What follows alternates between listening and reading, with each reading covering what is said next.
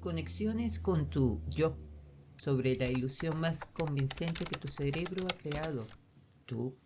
Hace unos días me presentaron en una reunión. Alguien dijo mi nombre, mi profesión, de dónde soy y yo asentí como si todo eso fuera yo. Pero en el camino de vuelta a casa me quedé pensando, ¿y si no soy nada de eso? ¿Y si yo es simplemente el cuento que mi cerebro lleva contando desde que tenía 3 años y ya no recuerda que es un cuento? Permítame empezar con algo que nadie te dice de niño, porque si te lo dijeran probablemente llorarías durante semanas.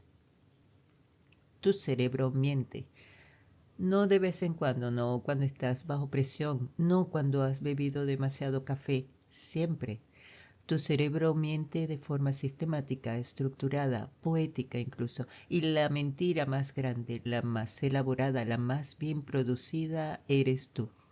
Tú, esa persona con nombre y apellido, con gustos definidos, con una historia coherente, con opiniones firmes sobre el cilantro.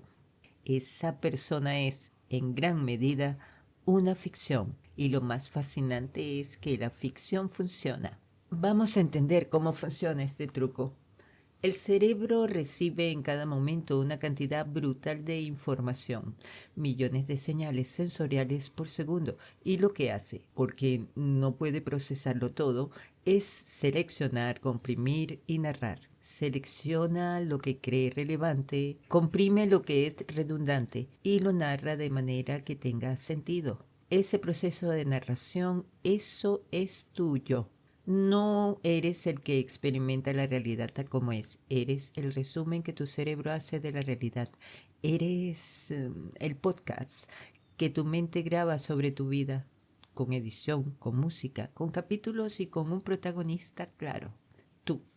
El problema es que los narradores tienen sesgos. Tu cerebro no es un periodista imparcial, es más bien como ese amigo que siempre cuenta la misma historia de cuando conoció a alguien famoso y con cada repetición el famoso es más alto, la conversación más profunda y él mismo más interesante. Tu cerebro hace eso contigo todo el tiempo. Hay un concepto en neurociencia que me parece delicioso, el yo narrador. El neurólogo Michael Gazzaniga lo estudió en pacientes con el cerebro dividido, a quienes se les había cortado el cuerpo calloso que une los dos hemisferios, y descubrió algo interesantísimo. El hemisferio izquierdo, que es el que habla, inventaba explicaciones para las acciones que había ejecutado el hemisferio derecho. Dicho de otra forma, primero actúas. Después tu cerebro inventa la razón por la que lo hiciste y tú te lo crees esa razón. ¿Han tenido alguna vez esa experiencia de decir algo en una conversación y luego pensar casi inmediatamente por qué dije eso? Su cerebro tampoco sabe. Lo que sí sabe es que tiene que tener una respuesta, así que fabrica una y se la vende a la parte consciente que eres tú, que estás ahí pensando que estás a cargo. No estás a cargo, estás viendo la película y la película ya estaba grabada. Ahora bien, si el yo es una construcción, ¿quién la construye? Aquí es donde la cosa se pone entretenida. La identidad se arma a partir de varias piezas. La memoria, por ejemplo, tu sentido de quién eres depende enormemente de lo que recuerdas haber sido y las memorias son creativas. Cada vez que recuerdas algo lo reconstruyes. No accedes a un archivo fijo, así como abrir una foto en tu teléfono. Accedes a la última versión que guardaste y al guardar la nueva versión modificas la anterior. Tu pasado no es lo que pasó, tu pasado es lo que recuerdas haber recordado. Esto explica muchas cosas. Explica por qué dos hermanos tienen memorias completamente distintas de la misma infancia. Explica por qué tu ex te recuerda de una forma que no tiene nada que ver contigo. Y explica con mucha compasión y algo de horror por qué tú también eres un personaje distinto en la historia de cada persona que te conoce. Hay tantos tú como personas que te recuerdan y ninguno de ellos es exactamente el que crees ser. Pienso en esto cuando me miro al espejo. Hay algo raro en mirarme al espejo. porque lo que ves no es lo que ven los demás. Literalmente, el espejo te devuelve una imagen invertida. Durante toda tu vida te has acostumbrado a una cara que está al revés.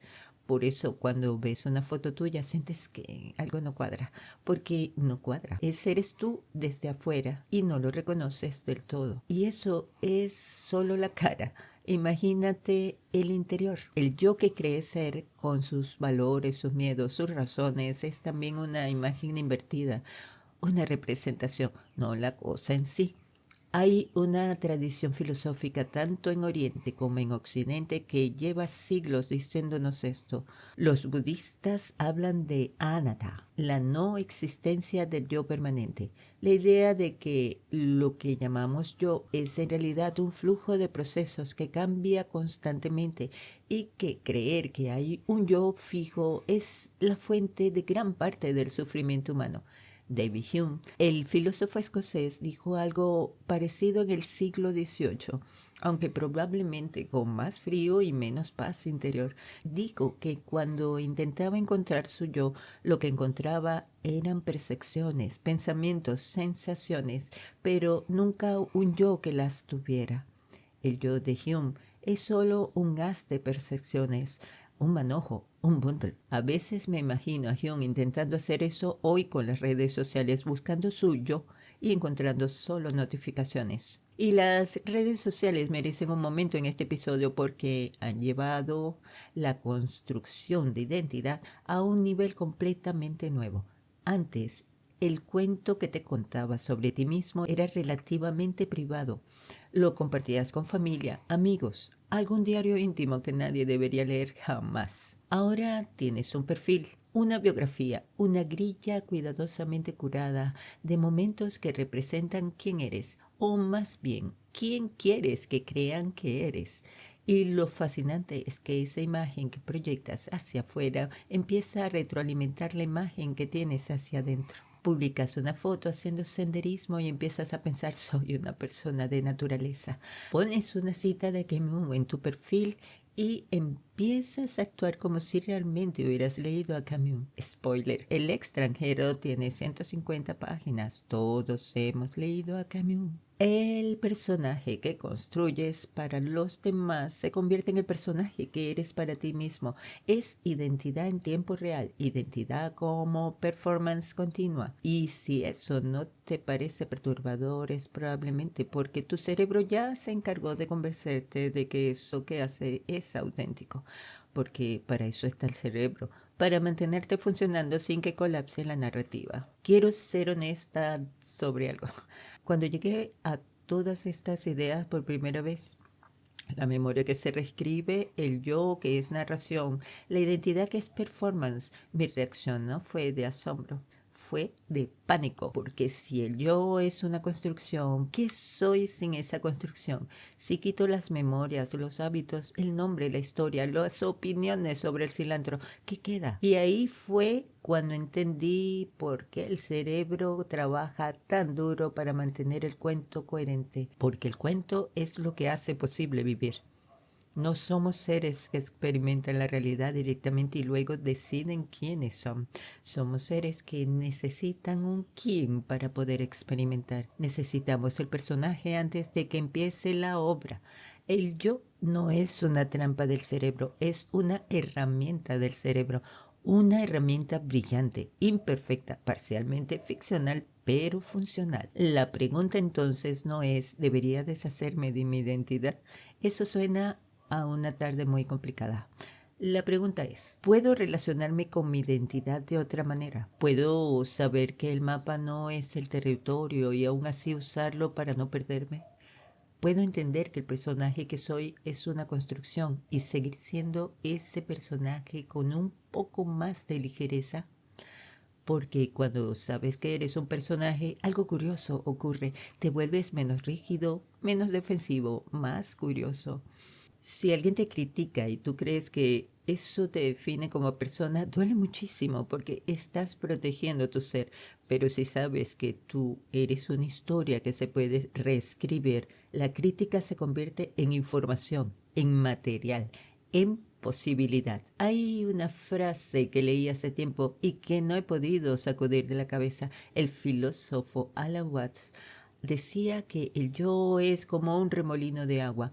Parece una cosa, tiene una forma reconocible. Puedes señalarlo y decir, mira, ahí está el remolino, pero no está hecho de una sustancia fija.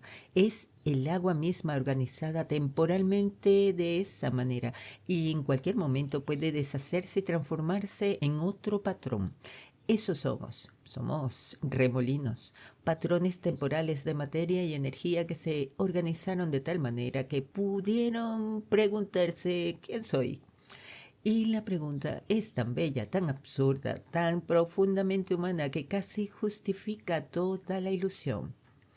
Así que la próxima vez que alguien te presente en una reunión nombre, profesión, de dónde eres, puedes asentir, como siempre, pero quizás en algún rincón de ti puedas también sonreír un poco, porque sabes algo que muy poca gente se detiene a considerar, que el yo que acabas de presentar es la obra maestra más sofisticada que la evolución ha producido en 4.000 millones de años. Una historia que se cuenta a sí misma. Un sueño que sabe que está soñando, un personaje que escribe su propio guión y cree que no lo está escribiendo. No sé si eso te hace libre o te confunda más, pero sí sé algo. Si eres capaz de dudar de quién eres, todavía estás pensando. Y si todavía estás pensando, el personaje tiene futuro. Gracias, muchas gracias por estar aún allí y hasta nuestras próximas conexiones.